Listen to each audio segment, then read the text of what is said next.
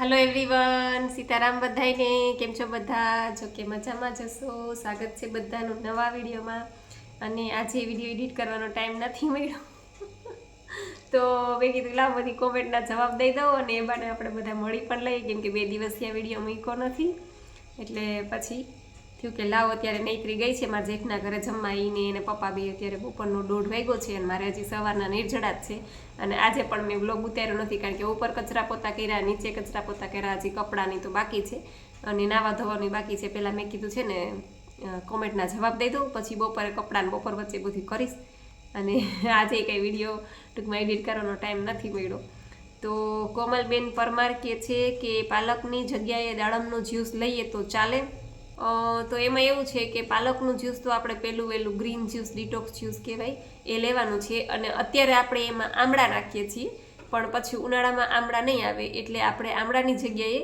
દાડમ નાખવાનું છે અડધું દાડમ છાલ સાથે નાખી દેવાનું છે અને જો તમારે એકલા દાડમનું લેવું હોય તો તમે ક્યારેક એવું થાય કે પાલક ન મળે ઉનાળામાં એવું બનશે કે પાલકને એવું સારું નહીં આવે તો તમે એકલા દાડમનું પણ લઈ શકો એટલે અડધું દાડમનું ફાડું લઈ અને કટકા કરીને આપણે જે જ્યુસ બનાવતા હોય એ જ રીતના બનાવી નાખવાનું છે પણ છાલ સાથે એટલે એ કદાચ કડવું લાગશે પણ એના કરતાં બેટર છે કે આપણે પાલકનું બનાવીએ ને એમાં જ અડધું દાડમ નાખી દઈએ તો એ ઓછું કડવું લાગે પણ એકલા દાડમનું લેશો ને તો તમને કડવું લાગશે એટલા માટે કહું છું કે પાલકનું તમે બનાવો ને એમાં દાડમ નાખી દેજો અડધું પછી દર્શનાબેન ભટકે છે કે આજે તો મારા ભાઈએ બહુ જ સરસ ગિફ્ટ આપી હા હો સાચી વાત છે ગિફ્ટ તો આપી છે એણે મને પણ હજી મને હલાવતા આવડતું નથી અને બીકે બહુ લાગે છે જોઈએ હવે પછી ટીના ધ્યારુ આઈડી છે ને કહે છે કોંગ્રેચ્યુલેશન્સ દીદી કેમ છો બસ મજામાં છું થેન્ક યુ ખૂબ ખૂબ આભાર તમારો બેન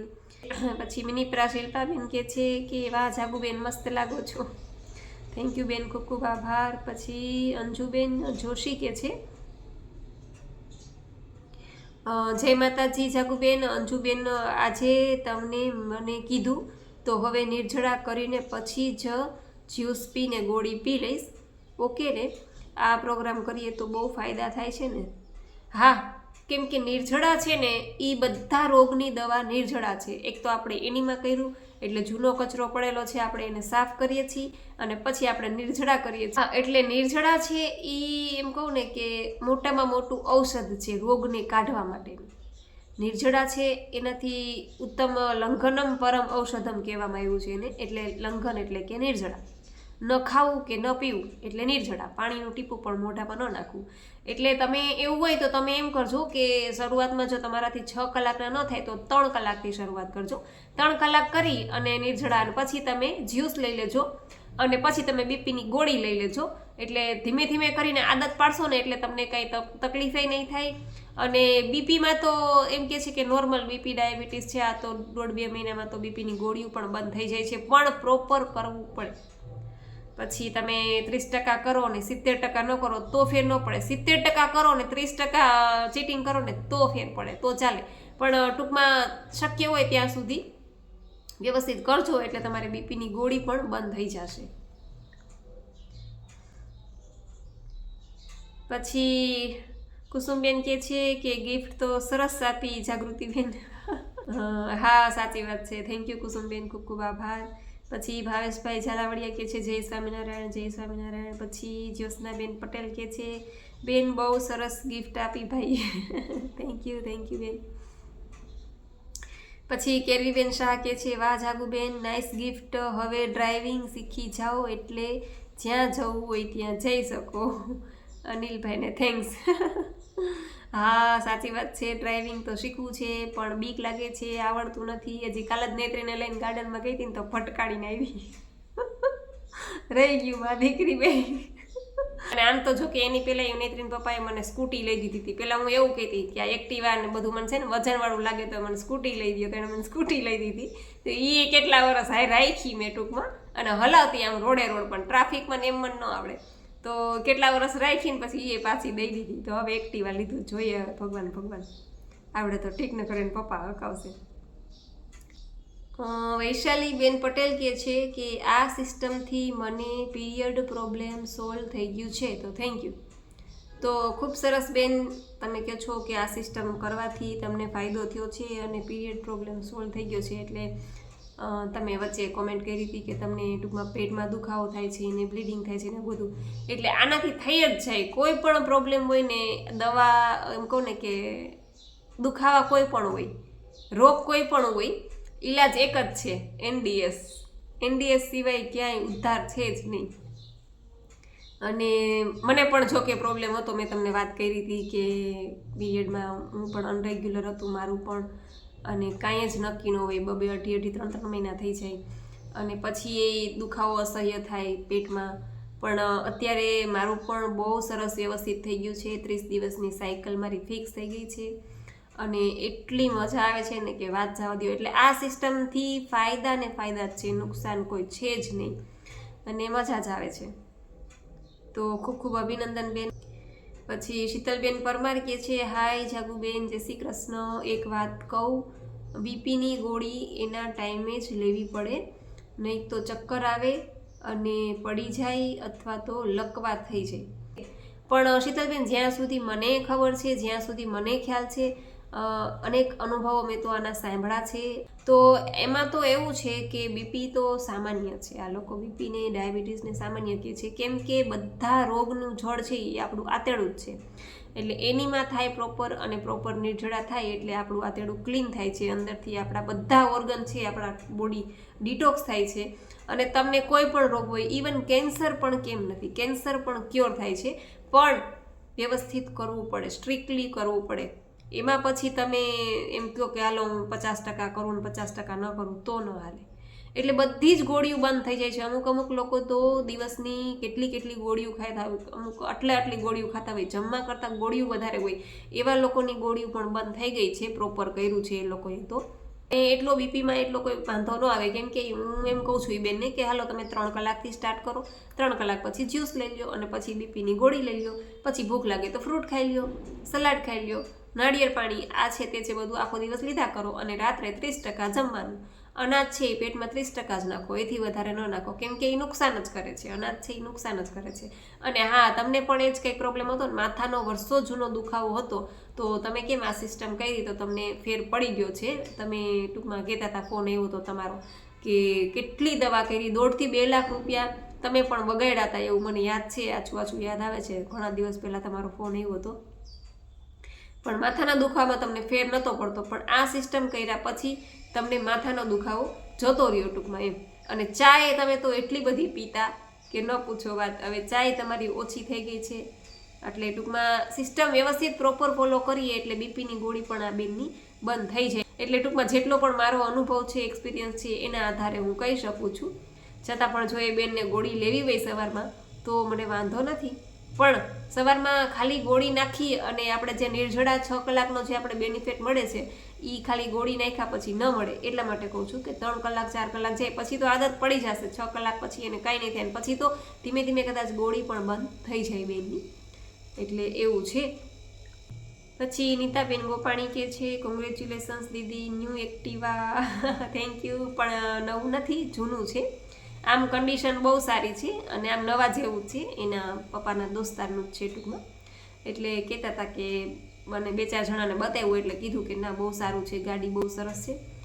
તો થેન્ક યુ બેન. પછી કૃષ્ણાબેન રાહેલ કહે છે, કોંગ્રેચ્યુલેશન્સ જાગુબેન ફોર ન્યૂ એક્ટિવા. ના, નવું નથી, જૂનું છે. Thank you Krishnaben. પછી સોનલબેન પટેલ કહે છે કે અમારા ભાઈએ તો મસ્ત ગિફ્ટ આપી છે જાગુબેન. હા, સાચી વાત છે. થેન્ક યુ બેન સોનલબેન, તમારો પણ ખૂબ ખૂબ આભાર. પછી પ્રતિભાબેન કહે છે, congratulations Didi for new Activa. New નથી, પણ હું ન્યૂ કરીને આવી. કાલ ભટકાડીને આવી તો આવડો ભોગો પડી ગયો. કાલે એને પપ્પા પ્રોગ્રામમાં ગયા હતા ને, હું નેત્રીને લઈને ગાર્ડનમાં ગઈ હતી તો ભટકાઈ ગયું. ટ્રાફિક બહુ હતો તો હું ટ્રાફિકમાં બી ગઈ તો ભટકાઈ ગયું, ઘોવો પડી ગયો. તો અત્યારે એને પપ્પા પાછા ગયા ને ઓલા કરાવવાનું હતું હરીસો ને બધું. એટલે એ ભાઈએ જોયું તો એને ખબર પડી ગઈ કે આ ગાડી ભટકાયેલી છે. કે તેને પપ્પાએ મને ફોન કર્યો કે તું કાલ ગઈ હતી ગાડી ભટકાણી હતી. મેં કીધું ભટકાવાનું ક્યાં કરો, માન બેચી મારી દીકરી. એ કે બાપા ધ્યાન રાખો, ગાડી તો ગોઈરી, પણ તમને બેને કંઈક થાય ને તો હું હેરાન થઈ જઈશ. એટલે એવું છે. પછી રીટાબેન જીવાણી કે છે કોંગ્રેચ્યુલેશન્સ જાગુબેન ન્યૂ એક્ટિવા માટે. થેન્ક યુ રીટાબેન, પણ નવું નથી, જૂનું છે. આર્ટ વિદ્યાના આઈડી છે અને કહે છે કે બેન હું 6 મહિનાથી એનીમાં કરું છું, મને થાઇરોઇડ છે તો વાંધો નહીં ને? ના, કાંઈ વાંધો નહીં, તમે તમારે ચિંતા ન કરો, એનીમાં કોઈ નુકસાન નથી. અને તમારો વજન ઉતરી ગયો હોય અને તમને એનીમાં એમ થાય કે બંધ કરવું છે તો તમે હવે બંધ કરી શકો, પણ ધીમે ધીમે બંધ કરજો. પહેલાં અઠવાડિયું ટૂંકમાં 2 ટાઈમ લેતા હોય તો 1 ટાઈમ કરજો, પછી 1 કાતરા કરજો, પછી 2 દિવસે, પછી 3 દિવસે, પછી 4 દિવસે, અને પછી એવું લાગે ત્યારે અઠવાડિયે એકાદી વાર તો લઈ જ લેવાનું.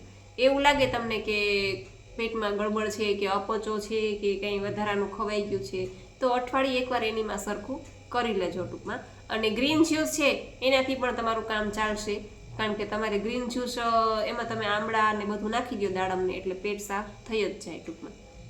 એટલે એવું પણ તમે કરી શકો અને ચાલુ રાખો તો એ કંઈ નુકસાન નથી, કેમ કે હું તો હજી કરું જ છું, 5 વર્ષ થઈ ગયા છે અને હું હજી 1 ટાઈમનો એનીમાં કરું છું. બાકી તો તમારી ઈચ્છા, તમારે બંધ કરવો હોય તો પણ તમે કરી શકો ધીમે ધીમે કરીને. ચાર્મીબેન ઠક્કર કે છે congratulations Jaguben. Thank you Charmiben. પછી ન્યૂ ક્રિએટિવ એવું આઈડી છે અને કહે છે કે મને B12 ઘટી ગયું છે તો કેવી રીતે કરવું, એના માટે દૂધ ને પનીર ને એવું ખાવાનું કીધું છે તો શું કરવું? તો B12 તો છે ને મારા ખ્યાલથી એના ઓલા ઇન્જેક્શન લેવા પડે, B12ના જે આવે, કદાચ તમે લીધા હોય કે ના લીધા હોય. અને બીજું કે એક તો ગ્રીન જ્યુસ છે એ ડેઈલી લેવાનું છે, પાલક ને લીલા પાંદડા છે એ તો ડેઈલી તમારે 1 ટાઈમ લેવાનું, 2 ટાઈમ લ્યો તો એ વાંધો નથી. અને પછી સ્પ્રાઉટ, મગ ને સ્પ્રાઉટ છે એમાંથી પણ B12 મળે છે એવું કહે છે આમાં ન્યૂ ડાયટ સિસ્ટમમાં. એટલે સ્પ્રાઉટ છે એ પણ તમારે સાંજના ટાઈમે આટલા ખાઈ શકો અથવા તો બપોરે તમે આટલા ખાઈ શકો, ડેઈલી તમારે આ ચાલુ રાખવાનું. અને બીજું આપણે શું કહેવાય, ખજૂર છે ને, ખજૂર 3 થી 4 પેસી ખજૂરની અને 2 અંજીર રાત્રે પલાળી દેવાના, અને સવારે ઉઠી અને એમાં છે ને તમારે પેલું ઈસ્ટ કહેવાય ને, જલેબીમાં નાખવાનું ઈસ્ટ આવે, એ તમને આ કરિયાણાની દુકાને મળી જશે ઈસ્ટ. એટલે સવારે ઉઠી અને તમારે એમાં છે ને આટલું ઈસ્ટ નાખી દેવાનું સવારે, અને પછી તમે બપોરે ગ્રીન જ્યુસ પીવો ને એની પહેલાં તમારે આ ખજૂર છે એનું પાણી પણ તમારે પીવું હોય તો પી શકો, ખજૂરને પલાળેલું એ પાણી પી જાઓ અને તમારે એ ખજૂર ચાવી જવાના, અંજીર ને ખજૂર ને બધું એ ચાવી જવાનું. એટલે આ તમે થોડોક ટાઈમ ચાલુ રાખો. અને બીજું એક સ્પિરુલિના આવે છે, ટેબ્લેટ આવે છે અને પાવડરના ફોર્મમાં પણ આવે છે સ્પિરુલિના. એટલે તમારે ટેબ્લેટ લેવી હોય તો એ તમે ટેબ્લેટ પણ લઈ શકો, અને પાવડર તમારે લેવો હોય ને તો તમારે ગ્રીન જ્યુસમાં તમારે થોડોક એવો પાવડર ગ્રીન જ્યુસમાં નાખી દેવાનું, એટલે એ પણ તમે લઈ શકો. અને બાકી તો ઉપરથી આપણે પહેલાં ઇન્જેક્શન B12 આવે છે એ લેવા પડે, પણ ન લેવા હોય તો તમે આ રીતે કરી શકો. પછી મિનીપ્રા શિલ્પાબેન કે છે હેલો જાગુબેન, જય સ્વામિનારાયણ. વાહ, મસ્ત સ્વામિનારાયણની ધૂન બોલાવી, મજા આવી ગઈ. થેન્ક યુ બેન, ખૂબ ખૂબ આભાર. પછી કવિતા દત્તાણી આઈડી છે કોંગ્રેચ્યુલેશન્સ કે છે, થેન્ક યુ બેન. પછી તુષાર પન્નારા એટલે કે હેલો જાગુબેન, જય શ્રી કૃષ્ણ, હું ચસા પરથી હંસાબેન બોલું છું. મને 2 કોણીએ ખરજવા જેવું થઈ ગયું છે તો એમની દવા કંઈ હોય તો કહેજો ને. દવા તો મેં કેટલી કરી પણ મળતા નથી, તો તમને કંઈ આઈડિયા હોય તો કહેજો. એટલે એ જ કહું છું કે રોગ કોઈ પણ હોય એનો ઈલાજ એક જ છે ન્યૂ ડાયટ સિસ્ટમમાં, એનીમાં, નિર્જળા અને પછી ગ્રીન જ્યુસ, અને પછી જેટલું પણ આપણે નાખીએ મોઢામાં એ બધું નેચરલ, ભગવાને આપેલું, આપણે ટૂંકમાં ચૂલે ચડાવેલું કંઈ જ નહીં. અને રાત્રે ન તમે રહી શકો તો 30% રાંધેલું. ખાલી આટલું આપણા જીવનમાં, ડેઈલીના રોજિંદા જીવનમાં આપણી આ લાઈફસ્ટાઈલ કરી લઈને તો ઘણા ખરા રોગોમાંથી આપણે બચી શકીએ ટૂંકમાં. એટલે તમને દાદરવું હોય કે ખરજવું હોય કે કાંઈ પણ રોગ કોઈ પણ હોય, દવા એક જ છે કે એનીમાં સરખો કરો, પછી નિર્જળાનો ટાઈમ વધારો, નિર્જળા છે એ થોડાક લાંબા કરો, અને પછી ગ્રીન જ્યુસ લ્યો. એટલે આ પ્રોપર સિસ્ટમ ફોલો કરશો ને તો તમને એમાં જરૂરથી ફેર પડશે.